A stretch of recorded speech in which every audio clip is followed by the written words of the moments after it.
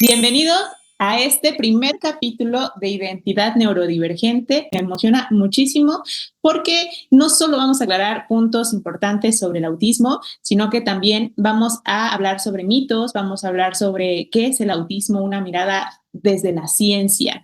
Y para eso, el día de hoy tenemos a una invitada muy especial, es la doctora Miriam Betsabe Tecamachalsi Silvarán. Y ella es doctora en investigaciones cerebrales por la Universidad Veracruzana y actualmente está desempeñada como profesora investigadora en la Universidad Autónoma de Tlaxcala. Es miembro del Sistema Nacional de Investigadores Nivel 1 y sus investigaciones están centradas sobre todo en comprender la diferencia de sexogenérica, en la neurobiología, incluyendo justamente el autismo. Además, es una gran divulgadora en redes sociales, con miles de seguidores tanto en TikTok como en YouTube, donde combate justamente la desinformación sobre el autismo y otro tipo de neurodivergencias. Hoy nos acompaña no solo como científica, también nos está acompañando como aliada de la comunidad autista y está dispuesta a compartirnos tanto sus conocimientos como sus reflexiones. Doctora Miriam, pues te agradezco muchísimo por estar este día con nosotros en este primer capítulo de Identidad Neurodivergente. Ay, muchísimas gracias por la linda presentación. ¿Y sabes por qué más? Gracias, porque me encanta ser madrina. Felicidades, qué bueno que abrieron este espacio y lo que más me gusta es que es hecho por personas autistas, que creo que eso es lo más importante, que la comunidad, que las personas conozcan lo que las personas autistas y neurodivergentes tienen que decir. Muchas gracias, doctora. Bueno, primero quiero comenzar con algo básico. Quisiera saber, pues, ¿qué es el autismo? No sé si nos podrías explicar un poquito sobre qué es el autismo. Sí, claro que sí.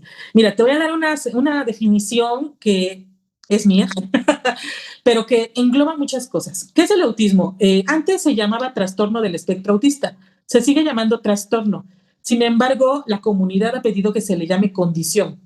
Entonces, entendiendo esto, es una condición del neurodesarrollo. Y yo quiero explicar aquí muy bien esta parte del neurodesarrollo porque muchas veces la gente no lo entiende.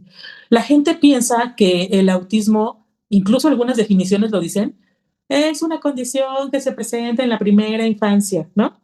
Siempre dicen eso y hablan de la primera infancia. En realidad no. Por eso es que la definición de trastorno del neurodesarrollo se refiere a que es un desarrollo diferente del sistema nervioso. Ahora, ¿cuándo se forma el sistema nervioso? Se forma en el primer trimestre del embarazo. Entonces, el autismo es una condición en la cual las personas divergen, ¿no? Por eso me gusta mucho esta parte, aunque es social, divergen, es un sistema nervioso que diverge de la norma, funciona diferente. Es una condición con la que naces. No es una idea, no es algo que se va a desarrollar en la primera infancia, más bien en la primera infancia empezamos a ver un poco de la conducta característica del autismo, pero no es que en la primera infancia el niño, la niña se volvió autista. Autista se nace. Y a mí me gusta mucho esto de que cambia la definición de trastorno porque por condición, porque en realidad no es una enfermedad, no es un trastorno psiquiátrico, sino es que el sistema nervioso se organizó diferente en algunas áreas cerebrales, ejemplo, la corteza cerebral. La corteza cerebral en personas autistas tiene más conexiones. Hay sistemas, por ejemplo, sistema dopaminérgico, sistema opioidérgico que funcionan diferente en personas autistas. Y diferente no quiere decir malo o menos o trastornado, ¿no? Simplemente es diferente. Entonces, por eso me gusta mucho esto de condición del neurodesarrollo que empieza durante la formación del sistema nervioso y puede ser observada en la primera infancia. Esa sería mi definición. Muchas gracias. Y hablando justamente de esta parte de que es una condición o que nosotros como comunidad queremos que se le nombre como condición y no como espectro, también quisiera que tratáramos un poquito de este mito que existe respecto a que es una enfermedad. Y es un mito que yo veo en todos lados, papás que son papás de pequeñitos autistas, incluso hay personas que son especialistas que lo ven como una enfermedad. Y hay curas que luego venden mágicas, por supuesto que no son reales, ¿no? Pero que venden hacia los papás con esta idea de poderles pues quitar lo autista a sus hijos, ¿no? Entonces, no sé si podríamos platicar un poquito sobre por qué no es una enfermedad y si es realmente posible curarlo. Híjole, esa es un mito muy recurrente y es una pregunta muy buena. ¿Por qué no es una enfermedad? Porque, mira, que se haya desarrollado de cierta manera el cerebro no implica que estés enfermo. ¿no? O sea, que tu corteza cerebral tenga más conexiones no es una enfermedad. Que tu cerebelo tenga cierto desarrollo no es una enfermedad. Es más, que la amígdala es más grande en personas autistas, la amígdala cerebral, un área que ayuda a discriminar entre estímulos, no es una enfermedad. Yo creo, y desde el punto de vista evolutivo, yo soy licenciada en biología, las personas autistas han estado aquí durante mucho tiempo. El problema es que los demás quieren no verlo así. Y la otra es, ¿por qué existe este mito y por qué hay muchas personas que quieren curar o que incluso lucran con lo que es el autismo ofreciendo curas milagrosas? Porque hay un estigma social. Yo te aseguro que si no hubiera un estigma social, no habría padres que dicen mi hijo no está enfermo, mi hijo no tiene nada, mi hijo no es autista, o yo escucho mucho esto y es criticar a los padres es con mucho respeto, pero dicen, es que no te rindas, no te rindas, no aceptes la condición, tu hijo nació así, tu hijo nació autista, vivirá autista y si le ofreces las herramientas crecerá autista. ¿Y qué quiere uno? ¿Qué quieres que sea? ¿Un autista que no aletea o un autista feliz? Yo creo que tiene mucho que ver con que haya curas milagrosas y que haya este estigma, es porque la gente todavía lo asocia a algo malo, ¿sabes? Sí entendemos que hay diversos niveles de apoyo y que a veces a los papás les parece abrumador. Sin embargo, me parece que lo más importante aquí, pues, es escuchar a la comunidad autista, que ahora en estos años ya hay personas autistas que son adultas y que te pueden decir, mira, esto es así, así, así, y que te pueden guiar, en vez de irte con los pseudoespecialistas, porque yo así les llamaría pseudoespecialistas, que te dicen, tómate el protocolo Nemeshek y tu hijo va a mejorar. ¿Y qué es mejorar? Que dejen de hacer estereotipos. O los llevan a ciertas terapias para que dejen de aletear. Ajá, ya sabemos que la comunidad autista lo ha dicho y hasta incluso yo me atrevería a decir, a ver este concepto de estereotipia. La estereotipia es una conducta que no tiene un fin, ¿vale? Un fin biológico. El aletear sí, ¿me entiendes? El mecerte sí. Son conductas de autorregulación. ¿Por qué tendríamos que quitárselas? Para que parezcan más neurotípicos, creen las personas que dejar de aletear y obligar a los niños a mirar los ojos los va a hacer mejorar, no. Los va a hacer ocultar sus características conductuales que son típicas del sistema nervioso, cómo se desarrolló. Muchas veces para que la gente entienda, yo digo cerebro autista, pero en realidad es un sistema nervioso diferente. Es como si las personas neurotípicas tuvieran Windows y las personas autistas fueran iOS, ¿no? O sea, sí, hay una diferencia muy grande, pero no todo es déficit y no todo es, hay muchos retos, pero son sociales. Por eso es una discapacidad psicosocial, ¿sabes? Estoy Realmente, si el mundo aceptara la conducta autista, no habría tanto tabú, ni habría tantos pseudoespecialistas diciendo que lo van a curar, ni padres pagando miles de pesos por eso, ¿no?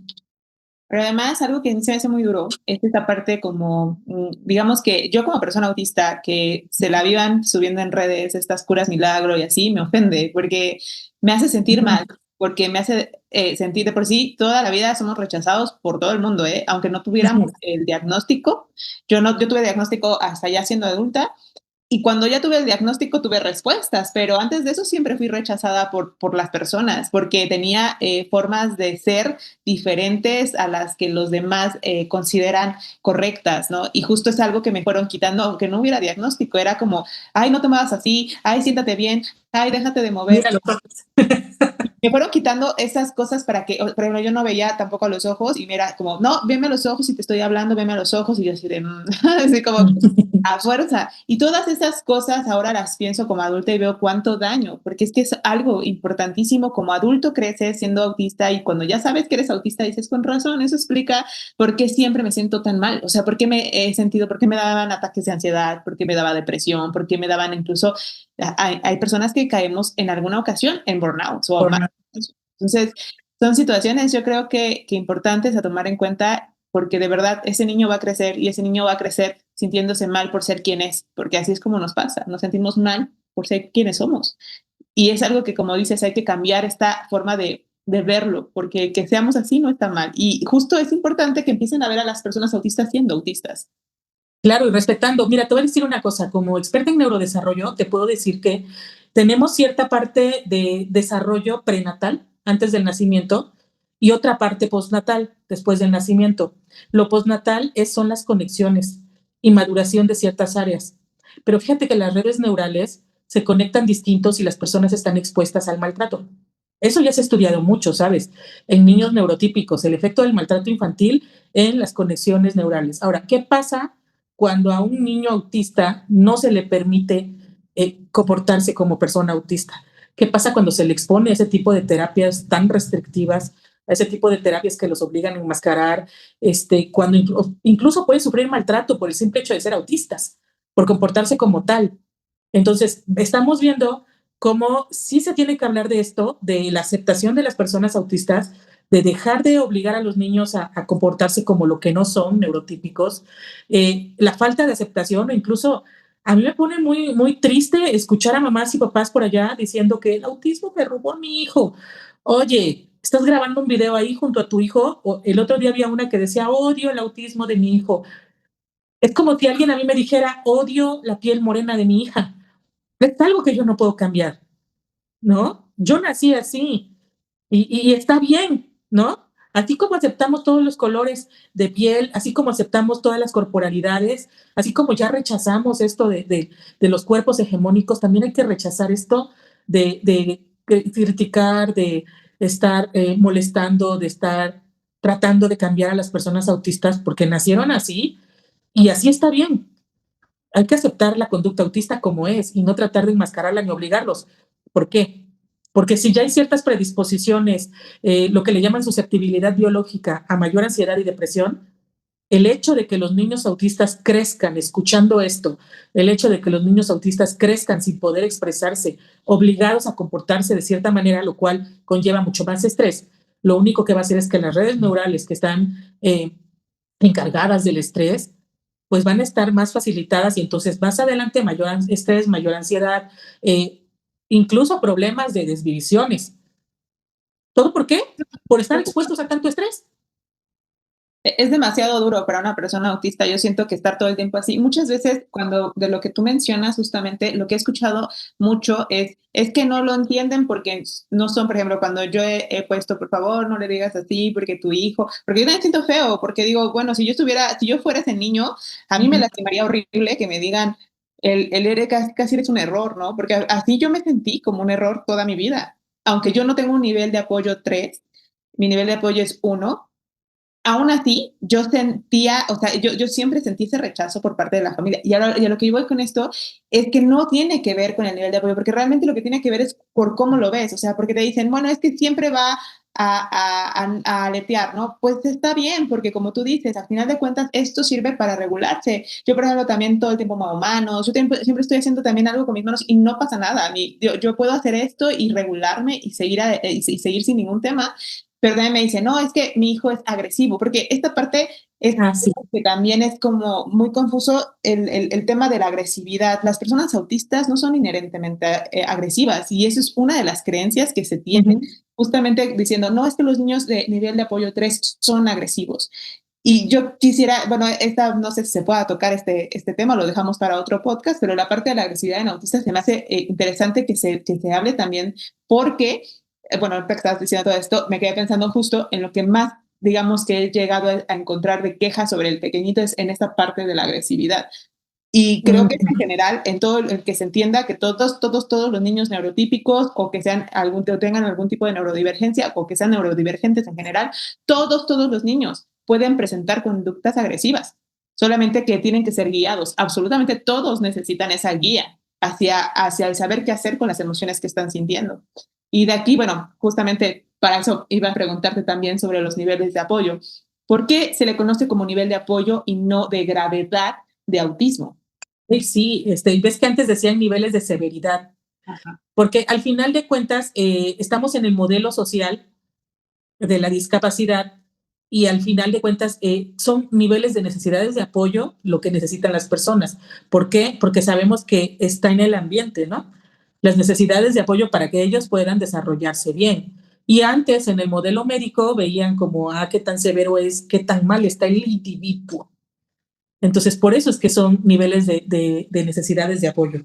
¿Qué necesidades tienen de apoyo para poder ellos realizar su vida, ¿no? Es así. Muchas gracias. Y también tengo una duda aquí importante que creo que ayudaría muchísimo, porque aquí en México hay mucha confusión de a qué especialistas tiene que ir un papá o un adulto, porque además son diferentes. Si es para niños o si es para adultos, ¿qué especialista tenemos que acudir para poder tener un diagnóstico? Mira, aquí te lo voy a poner porque, bueno, definitivamente tiene que ser un equipo multidisciplinario. Algo a lo que yo sí llamo mucho, hago el llamado incluso a los educadores especiales y educadores, es que no, los maestros no diagnostican. Justo ayer a una amiga mía le dice una profesora que su hija tiene TDAH y que va a tener muchos problemas para aprender. O sea, y la chava llega, aparte de ella es madre autogestiva, no tiene el recurso económico ahorita para llevarla a un especialista, eh, y ya la maestra la puso a llorar. Pues al final de cuentas tiene que ser un equipo multidisciplinario. Por lo regular se hacen pruebas neuropsicológicas, eh, principalmente en niños tiene que ser un psiquiatra, en adultos tiene que ser un psiquiatra quien te da el diagnóstico, pero siempre, siempre las pruebas son neuropsicológicas. Entonces tiene que haber un equipo que es el que trabaja, no es una sola persona ni es en una sola sesión que te van a decir si eres autista o no. Y algo que quiero, si me permites tocar, que también hay muchas personas, vamos a hablar de lo que es el privilegio del diagnóstico, ¿vale? Hay muchas personas que ahorita en redes sociales están diciendo, ah, es que se diagnosticó con un video. No, no hay forma de que una persona se diagnostique con un video. Lo que sí existe es un fenómeno que se llama autorreconocimiento autista, que si bien no es un diagnóstico, las personas empiezan a autorreconocerse. Hemos visto en diversas investigaciones, y de hecho tenemos una columna periodística de una familia autista, en la cual muchos padres, no sé si te pasó a ti, pero muchos padres encuentran su diagnóstico, padres y madres, por el diagnóstico de sus hijos. Y el diagnóstico de sus hijas o hijos es, ah, pues tal vez no es así porque yo era igual. Ah, dicen que es rara, pero yo era igualita. No, pues no. ¿Me entiendes? Sí. Entonces, hay todo un grupo de personas que no están diagnosticadas porque es caro, porque no lleva una sola sesión, porque tiene que ser un grupo de especialistas, sobre todo adultos autistas o mujeres, pero que se autorreconocen, ¿no? Entonces, pues ya hay muchas, por ejemplo, hay una asociación que se llama Autistas de México, donde también puedes ir a hacerte el diagnóstico si eres una persona adulta. Entonces, pues sí, lo ideal es que sea un equipo conformado por psiquiatra o psiquiatra, neurólogo, pediatra si es niño, y todos ellos tienen que pasar por un neuropsicólogo y neuropsicóloga que te va a aplicar las baterías necesarias para diagnosticar autismo, y no se hace en una sola sesión. Y no, no es que la gente quiera andar gritando que es autista o andar fingiendo que es autista, porque sabemos que conlleva un estigma social. Cualquier persona que entienda eso, pues realmente entendería que las personas no andan diagnosticándose con un tipo, por ejemplo, ¿no? ¿Los psicólogos clínicos también pueden hacer diagnóstico de autismo? Yo conozco a una psicóloga clínica que ella de plano me dice, no, tienen que tener una formación en neuropsicología, Ujú. forzosamente. En tanto a lo que mencionabas ahorita de lo del autodiagnóstico, yo también he visto mucho en redes que dicen eso, ¿no? De, ay, no, es que con un video yo me quedo pensando, o sea, por lo que yo he visto es que no es un video, son meses, años investigando, porque a mí me pasó cuando empezaron a ver como estas señales en mi hija, fueron como señales, ¿no? Me dijeron, oye, deberías, la directora de una guardería donde iba mi hija me dijo, yo te recomendaría que lleves a tu hija a valoración, porque ella iba bien en lenguaje y de repente, ¡pum!, se estacó en el lenguaje y ya dejó de hablar, o sea, dejó de hablar como bien, empezó a hablar como menos, Uh-huh. y además hacía berrinches, así, bueno, no, la dejaba, y pues normalmente dejas a un niño en la guardería, 10 minutos después se calma y ya, ¿no? Mi hija Uh-huh. podía estar horas, hasta 4 horas llorando. Ay, Entonces, pobrecita. y no dormía. Me decía también la directora, no es normal que un niño no tenga siestas. Un bebé de meses tiene Uh-huh. siestas. Y me decía, y tu bebé no tiene siestas y eso no es normal. Entonces, me dijeron, te recomendamos y todo esto, ¿no? Y varias cositas, cuando yo empecé a ver todos, lo empecé a investigar, pues me dio mucha Uh-huh. curiosidad. Justamente es ahí donde tú dices, a ver, una persona que es neurotípica no se pone a decir, híjole, esto me llama, o sea, lo primero que yo empecé a sentir fue, uy, pues yo no duermo, ¿no? Y empecé con Uh-huh. estas pequeñas señales y pues yo era igual de niña, ¿no? Y entonces empecé a ver estas cosas, investigué por años Y ya después fue que busqué el diagnóstico, porque después yo dije, fue demasiado, o sea, es demasiada coincidencia, son demasiadas cosas y no es algo que viste una vez. Lo ves y lo tienes que ver un montón de veces para estar seguro, porque sientes, o sea, yo empecé a sentir como, me estoy identificando, pero a lo mejor yo me estoy sugestionando, ¿no? Entonces, Ajá. esto es lo que yo sentía, me estoy sugestionando, no es así, no es así. Pero ya después te das cuenta de que esta investigación tan profunda no la haría una persona neurotípica, no lo haría una persona neurotípica. No, no, una persona neurotípica yo siento que difícilmente diría, yo quiero caber en el cuadro de autismo. Yo no creo que sea así. No, Y justamente creo que es importante esto y como decías también, yo siento que hacen falta apoyos porque hay muchas personas que no pueden llegar al diagnóstico. Yo tardé años en llegar al diagnóstico por esto, ¿no? Justamente la parte claro. técnica. La condición, o sea, es que sí, la gente cree que se llega al diagnóstico porque vas con alguien, ah, ya eres autista, ¿no? O sea, requiere dinero y sobre todo que, pues en México no tenemos un sistema de salud que todavía, sinceramente, que esté tan capacitado, ¿no? Conocemos muchos casos de personas autistas, mujeres sobre todo, que llegan y les dicen, no, no puedes ser autista porque eres mujer, no puedes ser autista porque miras a los ojos, no puedes ser autista porque hablas, no puedes ser autista porque te casaste y tuviste un hijo. O sea, y no te lo voy a decir, no te lo digo por decírtelo, ahí tenemos todas las columnas escritas por personas autistas donde narran sus experiencias, que eso les han dicho aquí en el IMSS, por ejemplo. ¿Sí? Les Y yo niega también, el autismo. o sea, ¿Eh? yo lo sé porque yo también lo he vivido. Incluso cuando estuve en busca del diagnóstico, hubo un especialista que me dijo, ¿para qué? ¿Para qué si eres un adulto? Ya no sirve de nada. Me dijo, es más, nada, te vas a poner etiquetas. Y yo, y ayer que fui, bueno, esta es como anécdota extra, ¿no? Ayer fui yo al seguro y Uh-huh. cuando yo llegué al seguro fui a emergencias porque me sentía muy mal y ya fui al seguro. En emergencias me vieron y yo me pongo muy nerviosa. Odio los hospitales. Siempre firmo mi alta porque no soporto estar en los hospitales. De veras, para mí es demasiado. Porque aunque no lo crean, o sea, por ejemplo, yo siempre digo eso y no me creen los doctores, pero les digo, el ruido de la chinita de electricidad me estresa Uh-huh. mucho, que se escucha mucho y eso Uh-huh. me estresa la luz y así, ¿no? Y entonces le dije, es que yo le dije a la doctora, soy una persona autista, dejen que entre mi esposo, por favor, porque no me siento bien. Y me dijo, se voltea y me dice, ¿estás enferma? Y le dije, soy una persona autista. Y me dijo, por eso, ¿qué tomas para tu enfermedad? Y era una doctora de IMSS. Y yo de, y le dije, no tomo nada, le dije, no tomo nada. Y me dijo, entonces, ¿por qué dices que estás enferma? Y le dije, no, no estoy enferma. Y me dijo, ¿no estás diciendo que eres autista? Y yo así de, me dijo, ¿no estás diciendo que tienes autismo? Y le dije, soy autista. Y le dije, y no estoy enferma. Y Qué ya, pero cosa. me sorprendió porque salí de ahí con mi esposo y le digo, ¿cómo es posible? O sea, ¿cómo es posible? Yo estoy segura que atienden a muchas, porque somos muchísimas personas autistas en Sí. el mundo, ¿no? Entonces digo, ¿cuánta gente no llega y la tratan así? O sea, Es que no saben cómo, en primera no saben cómo controlar una crisis autista, no saben cómo reconocerla, y yo creo que también es algo que tenemos que escribir y que tenemos que hablar, que sí debe de haber, así como hay perspectiva de género, así como hay muchas cosas en las que se ha avanzado para la atención médica, se tiene que hablar de que tiene que haber protocolos de atención para personas neurodivergentes. uh-huh. Porque el sistema de salud, que también está colapsado, también lo entendemos, el sistema de salud no está preparado para recibir personas autistas. Uh-uh. No, definitivamente no. Ahí vemos todos los casos de personas a las que les han negado el dolor y se les revienta el apéndice. Eso es típico de la comunidad autista, no me dejarás mentir. Sí, sí, Hay sí. un montón.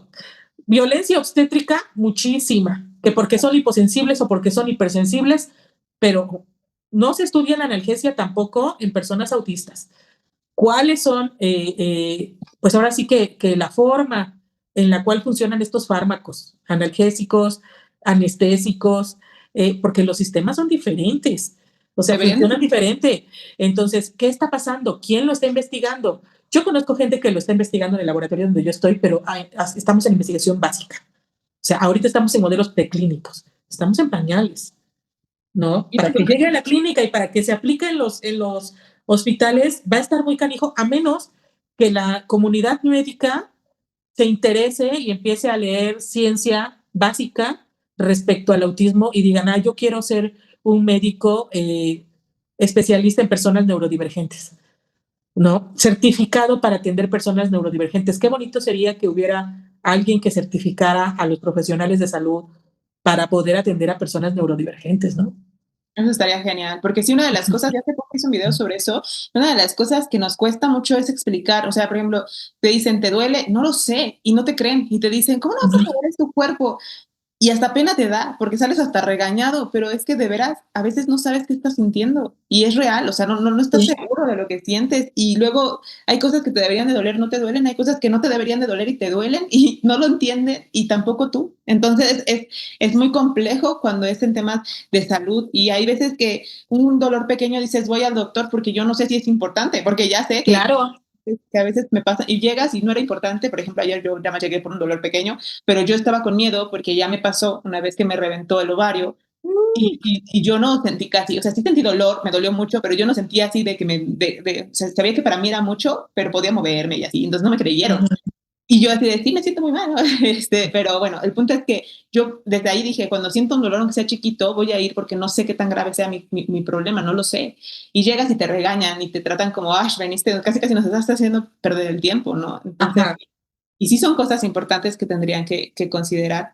Y también algo que quisiera como comentar, porque es una de las cosas que más pasan o que más escucho también, es este tema de, ¿por qué ahora ya hay epidemia de autistas? Y de repente hay un montón de autistas y ahora ya es de moda, ya es Es una moda. esta parte, ¿por qué ahora se ve más el autismo? ¿Por qué ahora se ven más personas autistas que antes? Bueno, tenemos que hablar de que no se sabe cuál es el origen del autismo, ¿no? Eso sí lo sabemos. No se sabe cuál es el origen del autismo. Entonces, entendiendo que puede haber más diagnósticos de personas autistas, tiene que ver con que ahora algunas personas, si bien todavía el acceso al diagnóstico es difícil, ya es un poquito más fácil tener un diagnóstico o es más asequible para algunos tipos de personas que antes, ¿no? Entonces se está diagnosticando más personas autistas. La otra es que también es un hecho que antes se desconocía y hay todavía mucho sesgo de género en el autismo, pero ahorita ya hay más mujeres autistas que han logrado un diagnóstico. Entonces también va abonando a lo que es el diagnóstico de autismo. Y aunado a esto, yo diría, ¿el autismo está de moda? Tal vez sí, pero no para que la gente se sienta autista, sino al revés. Ahorita la gente está volteando a ver el autismo. Entonces, ya hay más especialistas que quieren formarse para diagnosticar autismo, ya hay más personas que empiezan a involucrarse en qué es el autismo y ya se habla más del autismo. Pero el autismo ha existido toda la vida. El problema es que antes solamente se diagnosticaban niveles de apoyo 3, tal vez, 2. Y el nivel de apoyo 1, pues pasaba desapercibido. No vamos lejos. Tú tuviste un diagnóstico tardío. ¿Por qué? Por ser mujer y por ser nivel de apoyo 1. ¿No? Así también he conocido personas con nivel de apoyo 1 que también son hombres y han pasado desapercibidos. Entonces, pues no, ahora ya se diagnostican todos los niveles de apoyo, hay más acceso al diagnóstico, entonces hay más personas autistas, pero no es que esté aumentando el autismo. Y esto es muy importante que se conozca, porque sí está mucho eso de, ay, la moda del autismo. Uh Y -huh. Todos somos un poco autistas, dicen, sí, ¿no? eso No, también lo he escuchado mucho. Todos somos un poco autistas, también lo he escuchado muchísimo y siento que ahí también hay mucha desinformación, porque además siento que si, por ejemplo, luego subo videos y digo, no, pues por ejemplo, lo del dolor y hablando sobre lo que yo pasaba de niña y así, luego dicen, ah, yo me identifico con todo, pero yo no soy autista. Y yo, mm, ok, ok. porque son demasiadas cosas que una persona neurotípica de veras, o sea, por ejemplo, esta parte de la hipersensibilidad Uh auditiva, -huh. de que te quedes en el mutismo, por ejemplo, yo me quedo mutis cuando estoy en un lugar donde hay mucha gente y mucho ruido, yo no puedo hablar. Y eso, cuando me han dicho, a mí también me pasa, eso nos pasa a todos, yo digo, no creo, No, no le pasa a todos. porque a mí me han rechazado y yo he tenido, pero la gente se ha enojado conmigo porque yo no puedo hablar, o sea, porque lo toman como si yo fuera grosera, como si yo estuviera haciendo una grosería de no hablarles, pero es que ya no puedo hablar. Entonces digo, si realmente fuera algo que nos pasa a todos, no se enojarían porque te pasa, ¿no? No lo Yo, verían. fíjate que yo, a mí me encanta mucho nuevamente volver a la definición desde la neurobiología. No, no puede ser un poco autista. Es un sistema nervioso diferente. O se es de una forma o se es de otra. No se puede ser autista y neurotípico a la vez. O eres autista o eres neurotípico, punto. Por la forma en la que se desarrolla el sistema nervioso, el cerebro. Entonces, no hay un poco autista, hay autistas y no autistas. Al Tengo, instante. Tengo una duda, Miriam, no sé si me puedes ayudar con esta duda, que es sobre, ya que nuestros cerebros tienen como conexiones distintas o tienen diferentes conexiones, ¿esto se puede ver en algún tipo o sea, hay evaluaciones extra? Porque a mí no me hicieron como tal una evaluación de mi cerebro, ¿no? O sea, fueron puras evaluaciones, fueron 9 evaluaciones en total, pero no fueron de que vieran mi cerebro como tal. Es que Y, fíjate que no, ¿no? no. Si quienes me sigan en redes sociales o quienes hayan visto los videos que yo les muestro, los videos que yo les muestro son de experimentos, de personas que dijeron voy a estar ahí, pero en realidad son un tanto invasivos algunos otros son post-mortem. Por ejemplo, las imágenes que yo les muestro de cómo se van formando las sinapsis en la corteza cerebral, cómo las personas autistas tienen más conexiones en la corteza cerebral. Esa es una imagen de un cerebro post-mortem que cortaron, que tiñeron y que observaron al microscopio y que fotografiaron. Obviamente no van a hacer eso para diagnosticar a una persona autista. Claro. Entonces, algunas otras son tomografías, pero en realidad el diagnóstico pues siempre es clínico, porque al final de cuentas la idea aquí es que sea lo menos invasivo posible y además que el autismo es observable conductualmente. No necesitas hacerte una prueba, incluso ni genética, ¿no? Tampoco se ha llegado a dar diagnósticos genéticos por autismo, aunque sabemos que hay genes que correlacionan al autismo, todavía no llega a haber un diagnóstico de este tipo. Entonces, por eso es que no se hace una prueba extra. A veces lo que hacen es hacer un electroencefalograma, pero este es para ver el riesgo de comorbilidad con epilepsia. Por eso es que a veces hacen electroencefalograma, pero no necesariamente por hacerte un encefalograma te pueden decir si eres autista. Ok. Por eso es que no se hacen otras. También quería tratar el tema de este mito de que todos los autistas no hablan, porque también es una de las cosas que se cree y que si hablas, te dicen, ¿cómo vas a ser autista si tú puedes hablar?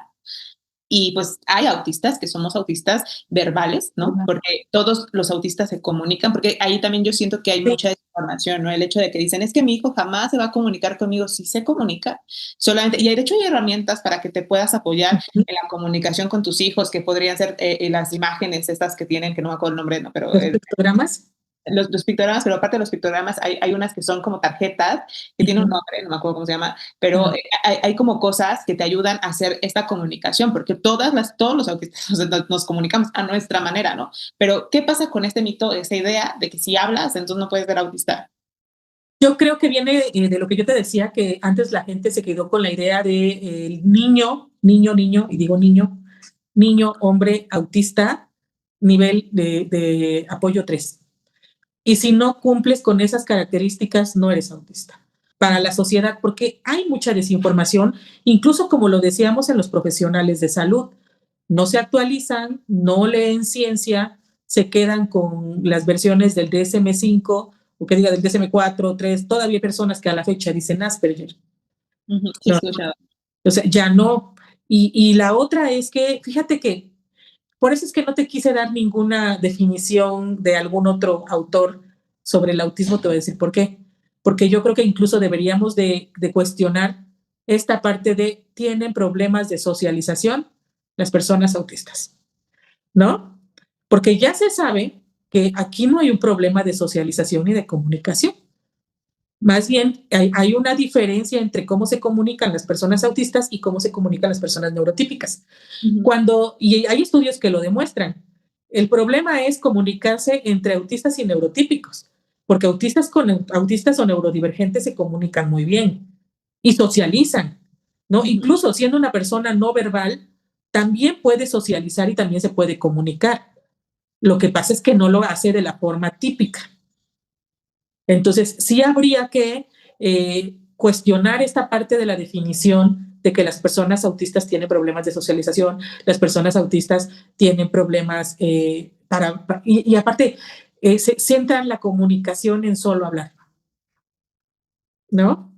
Y Sí, hay justamente. personas autistas no hablantes que sí se comunican. Incluso hay personas autistas no hablantes que han escrito libros, que están comunicándose de manera escrita. Claro, sí, sí, sí. Aquí también te quería preguntar algo bien importante, porque tú eres investigadora en esto justamente. Me da mucha curiosidad y se me hace bastante interesante si existe algo que se vea distinto entre un cerebro autista femenino y un cerebro, porque ya sabemos que de por sí los cerebros en femenino y masculino, por así decirlo, son distintos, pero Sí. en tanto al autismo. ¿Me creerás que no lo sabemos? Sí es algo que estamos investigando. Justo es el proyecto de doctorado de mi alumna de doctorado. Es un proyecto que yo propuse, porque se tienen que analizar los cerebros distintos. Sí sabemos que hay un dimorfismo sexual cerebral, tanto en hombres como en mujeres. Hay quienes lo niegan, pero por algo es que las mujeres somos más complejas. Sí, el cerebro de las mujeres es más complejo. E incluso todas las personas antes de que se desarrolle el sexo cerebral son mujeres. Todos los cerebros son femeninos, a menos que haya un testículo que libere testosterona, que esa testosterona se convierta en estradiol a través de una enzima que se llama aromatasa, y ese estradiol, el cual es considerado una hormona femenina, masculinice o defeminice el cerebro, es que todos son mujeres, ¿vale? Entonces ya de ahí hay áreas cerebrales que van sufriendo apoptosis, o sea, se van muriendo algunas neuronas en algunas partes y algunas áreas son más grandes en hombres y algunas áreas son más grandes en mujeres. Esto no quiere decir que el cerebro del hombre sea más grande, eso era algo con sesgo de género, pero sí hay áreas más grandes. Por ejemplo, en mujeres la rodilla del cuerpo calloso, que son las conexiones entre los dos hemisferios, es más grande. En hombres se dice que el núcleo intersticial del hipotálamo, pero en función, en fisiología es bien diferente. Por ejemplo, la liberación de GnRH, una hormona liberadora de gonadotropinas, en mujeres es pulsátil, en hombres es constante. Entonces, así vemos que hay una fisiología muy distinta. En las mujeres es muy complejo porque nuestro cerebro fluctúa dependiendo del ciclo menstrual. O sea, de verdad es mucho más complejo. Pero no te puedo decir ahorita qué diferencia hay entre los cerebros de hombres y mujeres autistas. Te voy a decir por qué. Por el sesgo de género que hay en la ciencia. Porque casi todo lo que leemos es de hombres. Si no son niños, son adolescentes hombres. Y tiene que ver con esto, de que primero no se creía que hubiera mujeres autistas porque conductualmente no muestran y no tienen las mismas características conductuales o que le llamamos el fenotipo conductual. No es igual entre niñas y niños autistas, por ende las niñas no son diagnosticadas y también por esta idea de que no podías ser autista si no eras mujer, si no eras hombre, ¿no? Y hombre con las características de unas necesidades de apoyo 3. Entonces, por eso no lo podemos saber. Es un proyecto que se está llevando a cabo ahorita en el laboratorio, lo estoy dirigiendo yo en colaboración con varios compañeros y mi alumna de doctorado, y espero en unos años podértelo responder. Pues también hacer un llamado a todas las personas que hacen neuroimagen y demás, pues hay que involucrarnos y hay que estudiar el cerebro de las mujeres autistas, ¿no? Las que quieran participar. Me apunto. A mí me gusta mucho el cerebro, me encanta, o sea, siempre me ha llamado mucho la atención la conducta, yo creo que por lo mismo, porque me ha costado mucho entender a la gente y siempre me ha llamado muchísimo la atención el tema de conducta y me he dado cuenta que muchos autistas tenemos esta situación, ¿eh? O sea, Bien. no solo yo. Y entonces, Sí, y de hecho muchos estudian psicología, ¿no? sí, Por lo sí. mismo. Sí, yo, por ejemplo, siempre he tenido como esta curiosidad, ¿no? Yo me metí a estudiar criminología, pero también es conducta, conducta Claro. antisocial, pero conducta al final de cuentas. Sí. Y de ahí me gustó mucho la neurociencia, porque dentro de las materias que había era neurociencia. O sea, no me he metido a estudiar como tal neurociencia, pero me he metido a estudiar yo por mi lado, ¿no? Así estudiando, leyendo, viendo investigaciones. Todo eso me encanta, me fascina entender esto. Y se me hace curioso que muchos seamos así. Yo creo que es mucho porque queremos entender el entorno que nos rodea, porque de veras no lo entendemos. Claro. Yo creo que va muy por allá. Y bueno, tengo dos dudas ahorita. Una es, ¿cómo andas de tiempo, Viria? Porque no sé si podamos continuar con lo que falta. ¿Puedo continuar? Sí. Perfecto. Bueno, entonces ahora sí ya voy a entrar a la pregunta del masking, porque yo quería preguntarte sobre qué es el masking y cómo nos afecta a las personas autistas. Híjole, esto está bien bueno. Definir el masking, mira, te vuelvo a decir, no te voy a dar definiciones de tal autor, te voy a dar mis definiciones, para que la gente lo entienda al final. ¿Qué es el masking? Es enmascarar la conducta autista o tratar de performar el ser neurotípico, ¿no? ¿De dónde viene el masking? En personas autistas podemos tener como dos explicaciones. Es una forma de adaptarse al medio neurotípico que van desarrollando las personas autistas para decir, bueno, pues si yo me comporto de ciertas formas, si miro a los ojos, si hago como que les estoy escuchando, si trato de hacer como que no me molesta el ruido, entonces ya no me molestan tanto. Ya no me bulean, ya no me regaña la maestra, ya no me regañan mis papás, ya no soy la rara o el raro. Esa es una vertiente, ¿no? La otra es que muchas personas autistas han sido obligadas a comportarse de cierta manera. Por ejemplo, en mujeres autistas no sabemos si la conducta autista la conducta típica de mujeres autistas, que se supone que son más verbales, que son más propensas a la socialización, tiene que ver con eso o con los estereotipos de género y la forma en la que se socializa a las mujeres, ¿no? La mujer tiene que ser bien portadita, no te andes moviendo, saluda a tu tía, saluda a tu tío, sonríe, bien portadita, ¿no? O en realidad es así, porque así está diseñado su sistema nervioso. O sea, pero hay muchas terapias que educan a los niños, a autistas, a hacer masking, ¿no? Todas estas terapias que te obligan a comportarte como neurotípico, pues lo que están propiciando es que enmascaren. Y es Yo eso. lo, yo lo veo un poquito como estas terapias de conversión que antes hacían para las personas que Sí, eran homosexuales. Yo siento que es muy similar. O sea, sí. como Niega tu naturaleza, compórtate como debes de comportarte para no incomodar.